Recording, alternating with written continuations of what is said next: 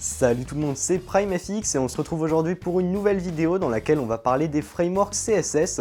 Alors ne vous inquiétez pas, si vous ne savez pas ce que c'est, je vais en parler dans quelques secondes juste après cette intro et on verra également les avantages et les inconvénients que ça peut avoir lorsqu'on les utilise.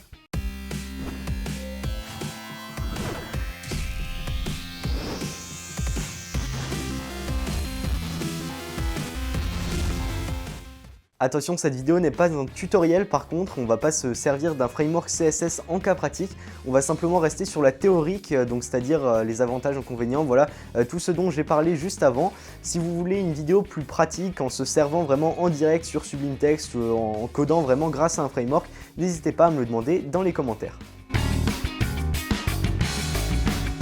Alors j'ai bien précisé CSS dans la question simplement parce qu'il existe des frameworks dans plein de langages et ceux qui vont vraiment nous intéresser ici ce sont les frameworks CSS, bien qu'ils regroupent parfois un petit peu de JavaScript en même temps, certaines fonctionnalités en JavaScript, mais voilà on va vraiment s'intéresser à cette partie CSS.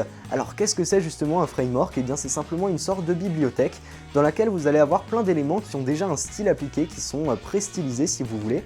On va par exemple retrouver un menu qui va s'adapter sur PC et sur smartphone et sur télé par exemple, ou sur tablette aussi également. On va avoir des boutons préstylisés, des formulaires, plein de ce genre de choses qui vont être vraiment préstylisés, et on va également retrouver un système de grilles sur les plus grands frameworks, comme par exemple Foundation dont je me sers beaucoup, donc je vais prendre beaucoup d'exemples sur celui-ci. On a aussi Bootstrap qui permet ça. Ce système de grille en fait ça va simplement être basé sur un certain nombre de colonnes, par exemple 12 colonnes par défaut pour Foundation. Donc vous allez avoir 12 colonnes comme ça l'une à côté de l'autre, il faut les imaginer sur votre écran. Et le but de ça, ça va être de dire combien de largeur vous voulez que fasse chaque bloc que vous allez intégrer sur votre site internet.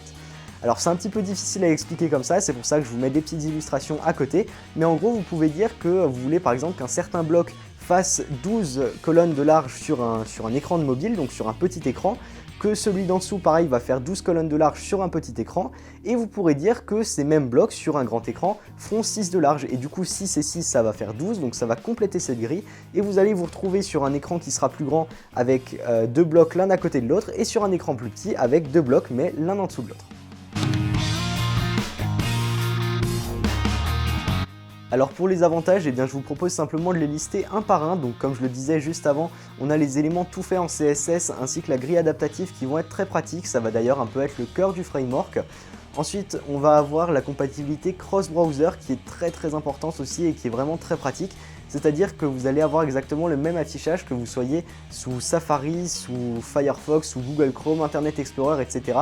Sous n'importe quel OS, vous aurez toujours le même affichage grâce à un framework.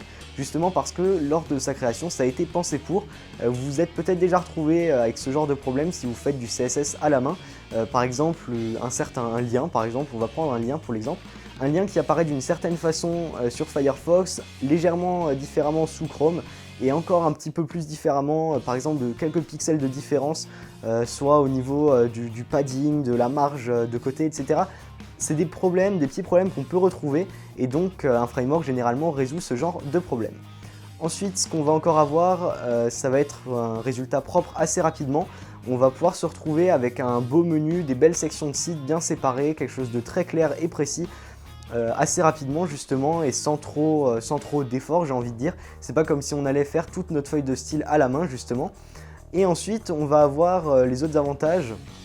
On va pas avoir besoin d'un excellent niveau en CSS, c'est mieux de s'y connaître, je vais vous dire après pourquoi, mais on n'a pas besoin d'avoir un excellent niveau en CSS pour utiliser un framework, vu que tout est déjà fait en CSS. Et ensuite on va avoir une feuille de style qui est déjà complète et super légère, donc en théorie, avec un framework on peut déjà tout faire, on peut faire un site complet sans avoir besoin de rien ajouter. Bon, c'est vraiment dans la théorie parce que généralement on modifie quand même certains éléments, mais voilà pour les avantages. Alors comme pour les avantages, je vous propose simplement de lister les inconvénients, à commencer par celui qui serait le plus dérangeant pour moi, c'est la complexité quand on veut modifier un élément dans un framework, quand on veut toucher un petit peu au code CSS d'un framework par exemple.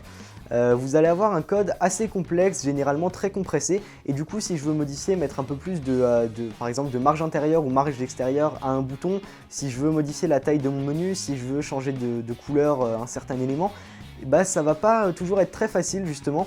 Donc certains frameworks comme Foundation par exemple permettent de faire des téléchargements personnalisés où on choisit certaines couleurs de thème, on va pouvoir choisir même certaines tailles mais là encore c'est très limité et on va forcément devoir à un moment toucher au framework, au code en lui-même quand quelque chose ne nous plaira pas ou qu'on voudra simplement le modifier. Et donc pour ça, je disais avant dans les avantages que c'était pas nécessaire d'avoir un excellent niveau en CSS pour utiliser un framework. Par contre, c'est quand même très important, je trouve, pour utiliser un framework d'avoir des bases très solides en CSS, histoire de pouvoir modifier un peu comme on le souhaite certains éléments. Alors vous pourrez vous dire oui, mais moi je m'en fiche un petit peu, je peux très bien me servir du framework comme il est, faire mon site et je modifie rien et je me plie simplement aux règles et au design du framework. Alors c'est une option, mais là le problème c'est que votre site perd un petit peu son identité, vous n'avez plus vos éléments personnalisés qui vont faire qu'on va reconnaître votre site, qu'on va le distinguer parmi d'autres, et on va se retrouver sur un site un petit peu qui fait un peu site vitrine du framework que vous avez utilisé, donc c'est pas forcément l'idéal. Un dernier inconvénient qui est moindre celui-ci, mais bon ça peut être un inconvénient, c'est qu'un framework il faut le prendre en main et même si la documentation est généralement très complète, eh bien on peut se retrouver parfois avec je sais pas, plusieurs jours, voire plusieurs semaines d'apprentissage pour bien prendre en main un framework, notamment sur tous ces systèmes de grilles qui sont sur plusieurs frameworks, ces systèmes de grilles dont je vous parlais tout à l'heure.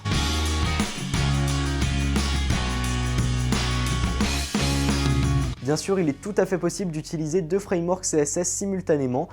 Par exemple, admettons que vous aimiez bien certains éléments de Materialize CSS, qui est un framework Material Design, mais que vous préfériez quand même la grille adaptative de Foundation. Dans ce cas-là, il faudra simplement faire attention à bien trier les éléments, histoire que les deux feuilles de style n'interfèrent pas, notamment pour les éléments par défaut, par exemple pour les menus, pour les balises ULLI, pour les balises A, pour les balises, je sais pas, il y en a encore plein. Pour tout ce qui est formulaire, etc., les deux styles peuvent interférer. C'est pour ça que vous allez avoir le téléchargement personnalisable sur certains frameworks. Justement, je vous parlais de ça pour Foundation tout à l'heure. Donc si vous savez que vous allez utiliser uniquement la grille adaptative de Foundation, vous pouvez cliquer sur télécharger uniquement la grille adaptative et dans ce cas-là, vous n'aurez aucun problème d'interférence. Si vous avez un framework par contre qui ne propose pas de téléchargement sélectif ou de custom download ou de téléchargement personnalisable, ça dépend comment il l'appelle, dans ce cas-là, il faudra tout supprimer à la main, donc il faudra supprimer les éléments dont vous ne vous servez pas à la main, histoire que ça ne vienne pas perturber votre code par la suite. En conclusion, je dirais que l'utilisation de framework CSS peut s'avérer très utile et pratique. Il faut simplement pas en abuser, histoire que votre site ne se transforme pas en template du framework utilisé.